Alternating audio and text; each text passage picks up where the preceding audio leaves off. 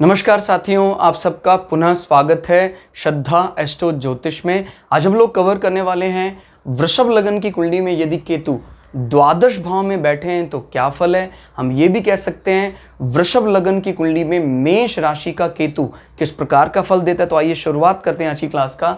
लग्न से गिनेंगे anti clockwise तो आएगा 12वां भाव या द्वादश भाव। 12वां भाव हमारे ओवरऑल व्यय खर्चों की बात करता है। 12वां भाव को फाइनल मोक्षा भी कहा जाता है। जेल यात्रा, जेल में रहना, निद्रा, इस प्रकार की चीज़ों को 12वें भाव से देखा जाता है। अभी मेष राशि का केतु, मेष राशि राहु और केतु दोनों के लिए बड़ा इंटरेस्टिंग पार्ट माना जाता है, बड़ा इंटरेस्टिंग प्लेस माना जाता है। कहा जाता है कि राहु मेष राशि में खराब पार्ट भी कवर करते हैं और बहुत अच्छा पार्ट भी कवर करते हैं। केतु भी क्योंकि कुजवत हैं, मंगल के समान हैं, तो अगर अकेले बैठे हैं तो प्रायः अच्छा फल देते हैं मेष राशि में। अब इस चीज को आपको स्वयं समझना है कि अगर मेष राशि में कहीं राहु बैठा है और प्रथम भाव में बैठा है, निश्चित रूप से असहनीय पीड़ा होती है व्यक्ति को। उस जातक को कहते हैं महादेव रक्षा करते हैं, तब उसकी प्राण बचते हैं, नहीं तो पैदा होते ही जल्दी मर जाता है, प्राण निकल जाते हैं।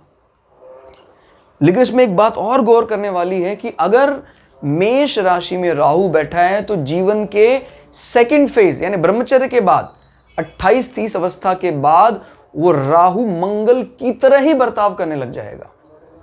स्वयं वो मंगल उसके प्राणों की रक्षा, माने वो राहु मंगल की तरह उसके प्राणों की रक्षा करेगा और उसको राजनीति के उच्चतम शिखर तक पहुंचाएगा।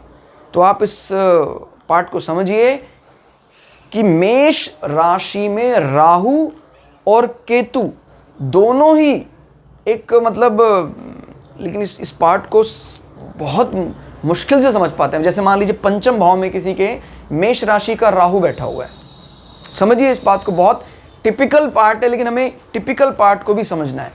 तो क्या हो सकता है, संतान को लेकर पीड़ा असहनीय हो सकता है। संतान का जन्म होने के 3 साल 4 साल के बाद उसकी मृत्यु हो जाए, लेकिन उसके बाद वो स्वयं उस पीड़ा को नष्ट कर अभय दे देता है राहु।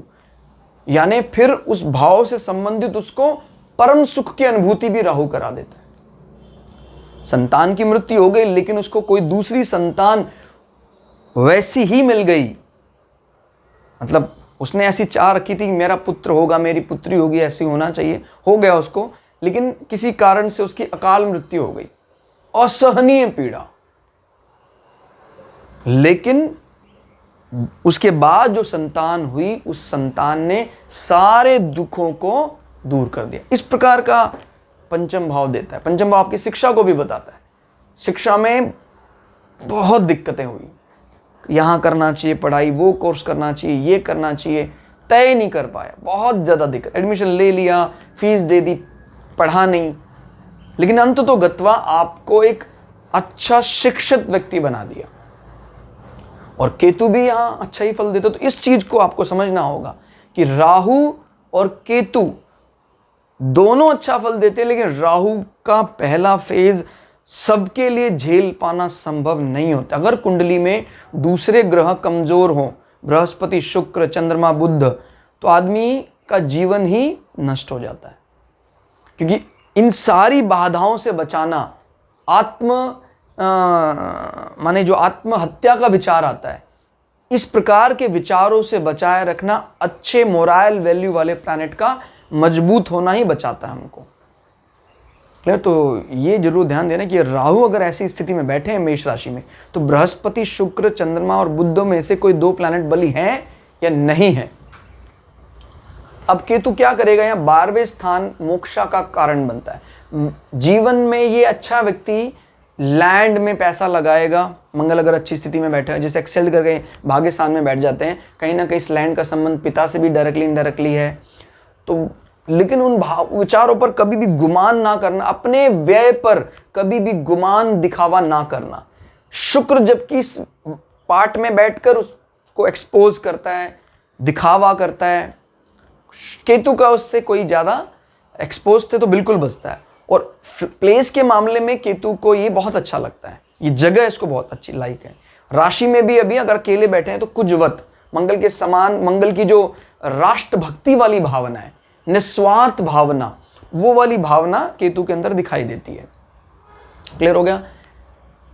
मंगल अच्छी स्थिति में है तो निद्रा में कोई समस्या दिखाई नहीं देती है।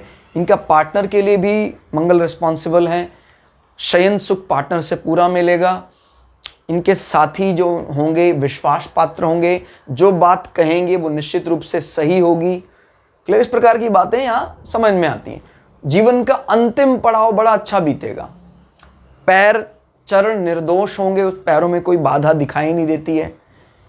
केतु की दृष्टि की बात कर लेते हैं। 1 2 3 4 5, पांचवी दृष्टि से केतु सुख स्थान को प्रभावित कर रहे हैं। अगर सूर्य भी वहीं बैठ जाते हैं तो कहते हैं माँ का संबंध कहीं ना कहीं दूसरे प्रांत से, दूसरी कास्ट से हो सकता है।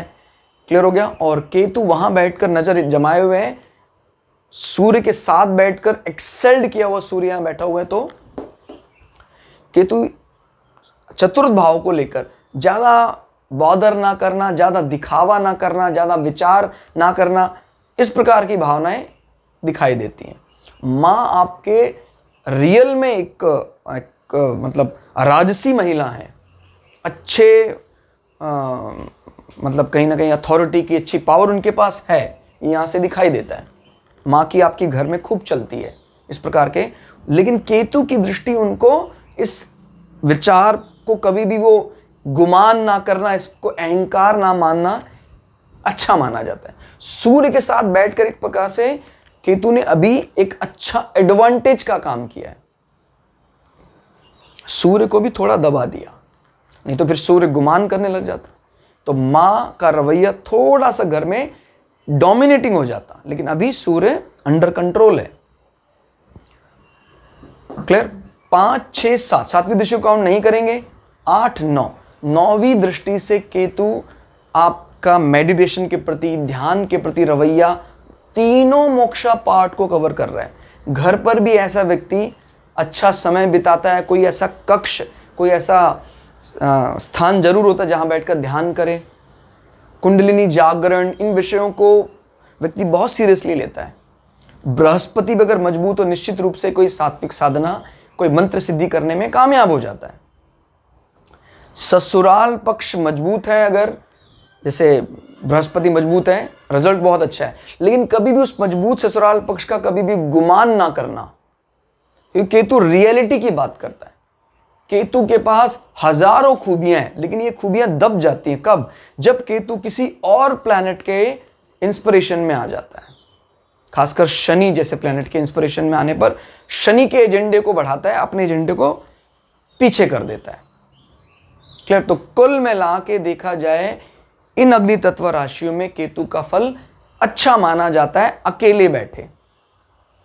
आज की क्लास में इतना ही। मिलते हैं अगली क्लास में। क्लास आपको कैसी लगी कमेंट करके जरूर बताइएगा। मिलते हैं अगली क्लास में, तब तक के लिए जय श्री भगु पराशरा, जय श्री शुक्राचार्य, नमस्कार।